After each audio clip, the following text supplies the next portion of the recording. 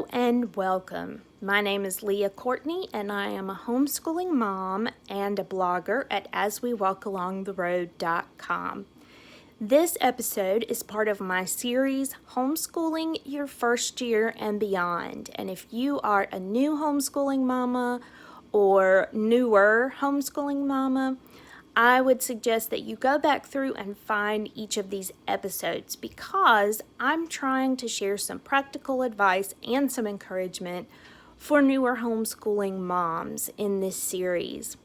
Today I'm going to talk a little bit about time management. Now this is a biggie, I know, especially for new homeschoolers, but really throughout your whole homeschool season. Time management can be a big issue. It's something that is not always easy to do and something that frustrates moms very frequently. So I'm going to give you just a few tips that might help you to have a little bit better time management and to not stress and get frustrated over your time management. The first tip that I want to give you is to remind you that you do not need to put in the same amount of school time homeschooling that your kids had in a traditional school. Now, if you are homeschooling after your kids have been in a traditional school, or even if you're homeschooling having grown up in a traditional school yourself, you might have this idea in your mind that school has to last this certain amount of time that it did when your child was in traditional school or that it did when you were in traditional school. And that's just not the case. I was a classroom teacher before I started homeschooling, and there's a lot of just wasted time throughout the school day. Even with a good teacher, even with a good system, there's just a lot of downtime. There's time when kids are lining up. There's time when kids are going to the bathroom. There's seat work time where basically I was giving some of the kids busy work at their desks because I needed to meet with groups of other kids. And so they have to be doing something during that time. So there's a lot of wasted time. In middle and high school, you have all of that wasted time between classes. And even in a class, you've got like the things that need to go on to take attendance, to fill in paperwork for the day. And there's just a lot of wasted downtime. So don't feel like your homeschool day needs to be 7 hours because your child was in school for 7 hours. You're going to get things done much more quickly because you're working more one-on-one, more focused. You don't need to give busy work. You can let them work until they get the concept and then stop. And it's just going to take you much less time. So don't think that you need a full school day of time, and don't try to force that because that's just going to frustrate you and the kids. The second tip that I would give is to make sure that you are sticking to some kind of schedule or a routine. Now, some people love the strict structured schedule, and I tried that when we first started homeschooling. I had this big master chart. I broke everything down into 30-minute time intervals, and I was like, okay, here's what we do this block of time, here's what we do this block of time, and I was all excited about it, and the kids were kind of looking a little bit hesitant, and we started on the first day, and it was a flop because I couldn't stick to those little time blocks, and all that did was frustrate me. Sometimes we were behind when we would start our time. Sometimes we were doing something and really interested in it and we didn't want to stop when the time was up. So that didn't work for me. Now, I have a friend who did that and it was great for her because that was just the kind of person she was and that was how their family ran best. But I couldn't do that.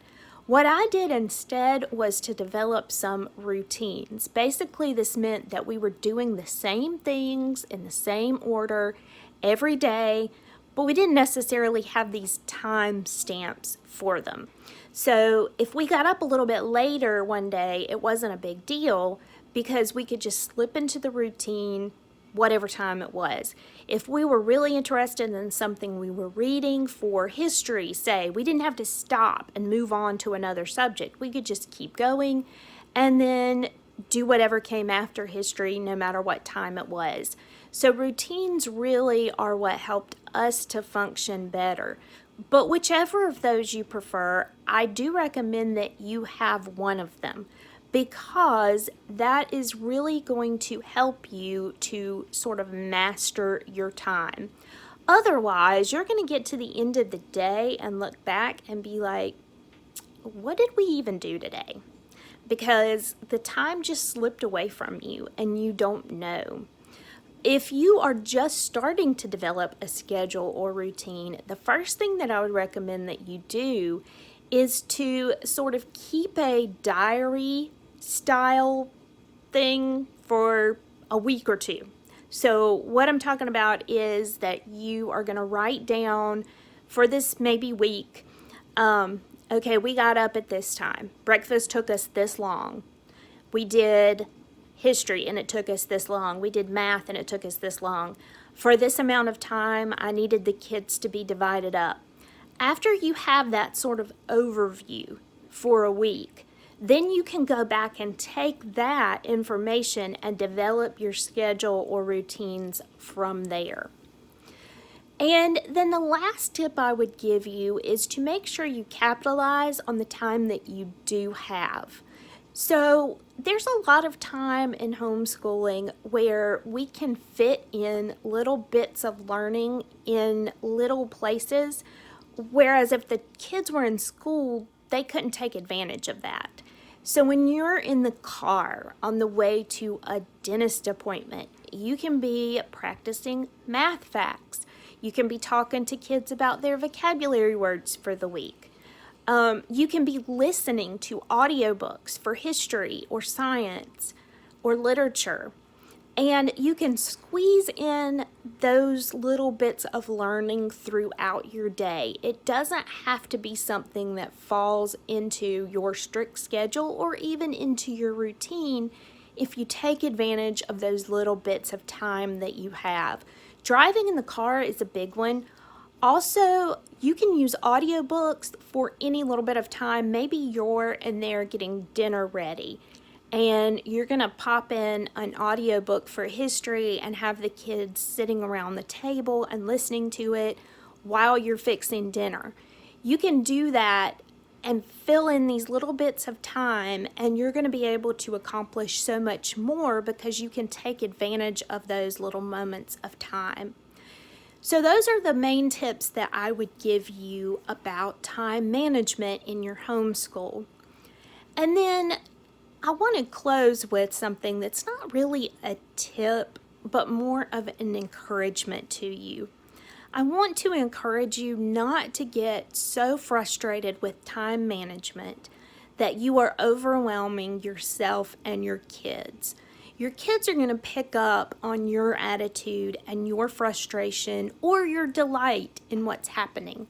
And if you are constantly frustrated and complaining about the lack of time that you have, then they're going to associate that with their homeschooling. And that's going to set them up to have a more negative attitude about what you're doing, and it's going to set them up to be constantly frustrated as well. So I encourage you to make sure that your concerns about time management are not turning into this constant overwhelm and you constantly talking about how overwhelmed you are and complaining about your lack of time. I encourage you to model a good attitude about that for your kids, because that is really important, and that's something that's going to help them to develop a good attitude about time management in their own life later on as they become more independent and they're managing their time for themselves. So I hope that you can take some of these tips and that you can be a little less frustrated about time management in your own homeschool.